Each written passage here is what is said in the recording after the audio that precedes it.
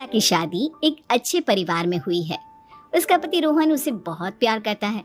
घर में उसकी सास शांति और ननद मीनाक्षी भी है, जो सरिता के किसी काम में दखल अंदाजी नहीं करती।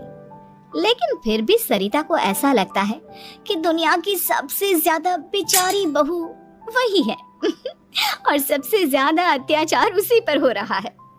माँ जी, ये लीजिए आपकी चाय। अरे बहू, तूने इतनी ज्यादा चीनी क्यों डाल दी चाय में? हाय हाय माँ जी, मैंने तो उतनी ही मीठी बनाई है जितनी मीठी आपको पसंद है। माँ जी, आपको तो मेरे हाथ की चाय अच्छी ही नहीं लगती। जब देखो कुछ न कुछ कमी निकाल ही देती हो। अरे बहू, तू एक बात के पीछे ही पड़ जाती है। मैंने ऐसा कब कहा कि तू रोज चाय खराब बनाती है? सरिता अपने कमरे में चली जाती है और फोन उठाकर अपनी माँ से बात करती है। हेलो माँ, कैसी हो आप? क्या कर रही हो? मैं तो ठीक हूँ, पर तू बता, तेरा मूड कैसा है?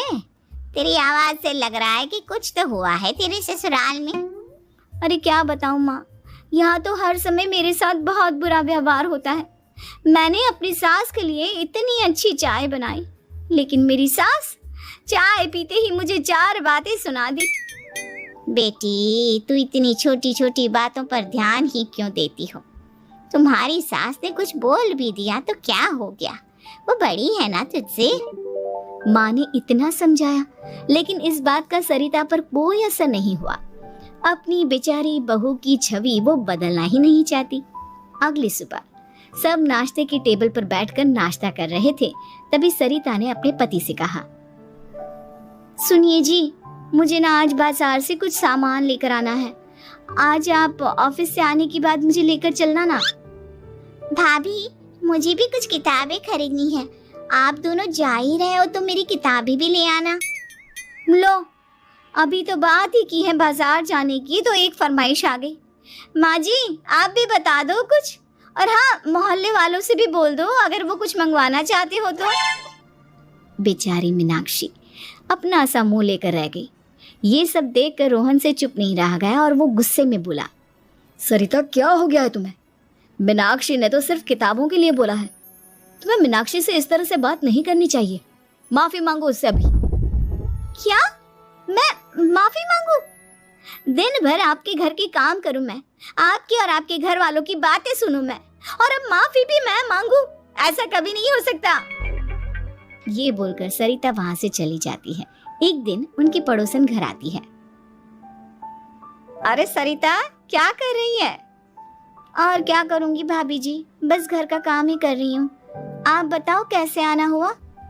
अरे मैं तो तुम्हारा हालचाल पूछने आई थी, लेकिन तुम तो बिजी लग रही हो। कोई बात नहीं, मैं बाद में आ जाऊंगी।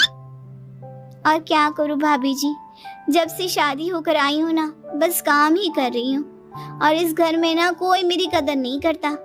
पति है जो बस घर से ऑफिस, ऑफिस से घर। ननद को तो कॉलेज से फुर्सत नहीं। बची सास तो उनका सारा समय मेरी गलतियां निकालने में लग जाता है। अरे ये क्या कह रही हो सरिता? तुम्हारी सास तो पूरे मोहल्ले में तुम्हारी तारीफ करती फिरती है कि तुम बहुत अच्छी हो, पूरा घर तुम्ही ने संभाल रखा है।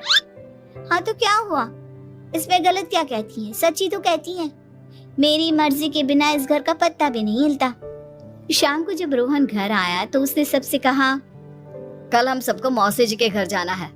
उनकी बेटी की शादी है। सब अपनी अपनी पैकिंग कर लो, सुबह होते ही निकल जाएंगे। और सरिता, तुम कान खोलकर सुन लो, वहां जाकर किसी की बुराई भलाई शुरू मत कर देना, नहीं तो मुझसे बुरा कोई नहीं होगा। हाय हाय जी, आप तो ऐसे कह रहे हो जैसे मैं सुबह शाम सबकी बुराई करती फिरती हूँ। आज तक कोई कह नहीं सकता कि मैंने किसी की पीठ पीछे किसी के बारे में कोई बुरी बात बोली हो तो।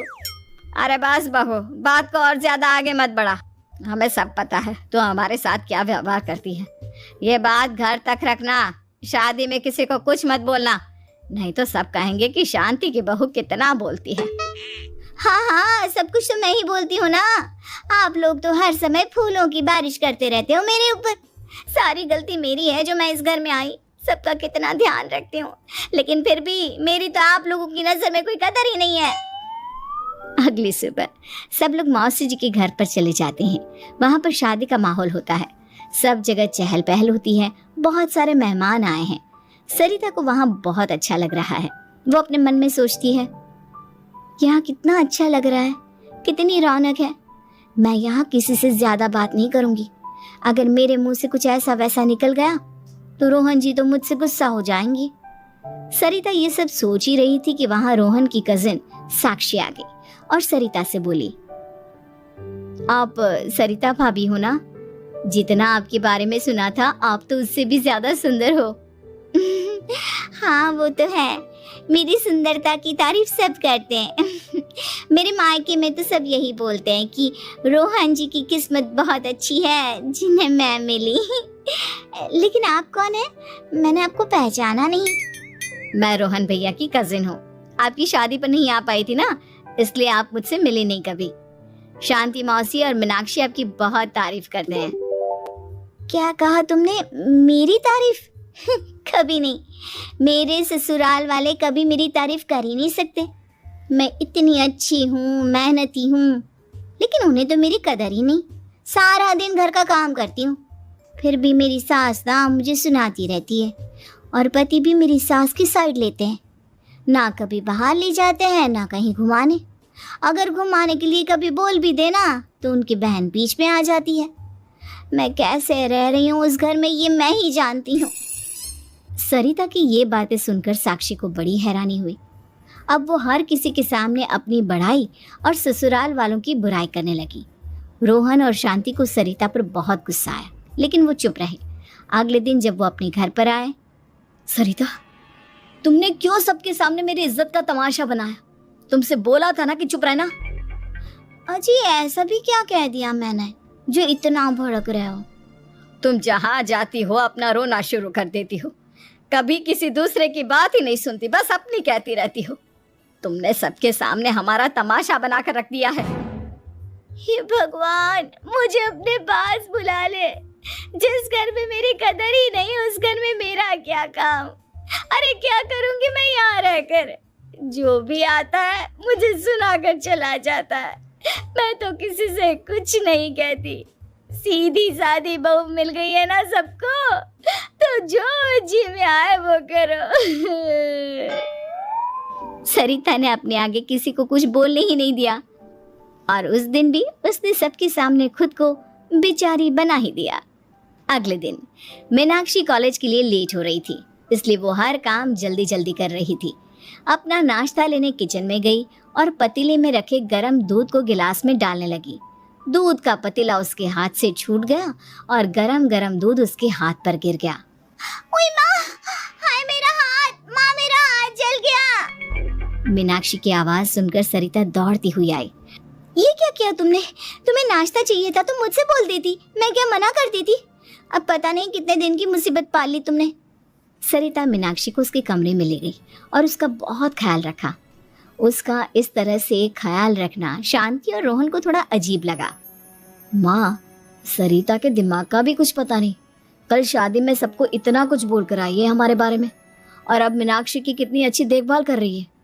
ये ऐसा क्यों करती है? बेटा, तेरी बीवी की ना आदत हो गई है सबके सामने खुद को बेचारी दिखाने की, और आदत इतनी जल्दी नहीं बदलती। जब ये बोलना शुरू करती है तो रुकने का नाम ही नहीं लेती, इसलिए इसे पता ही नहीं चलता कि ये किसके सामने क्या बोली जा रही है। लेकिन दिल की बहुत अच्छी है। हमें भी अपना दिल बड़ा करके ये जैसी है इसे स्वीकार करना चाहिए।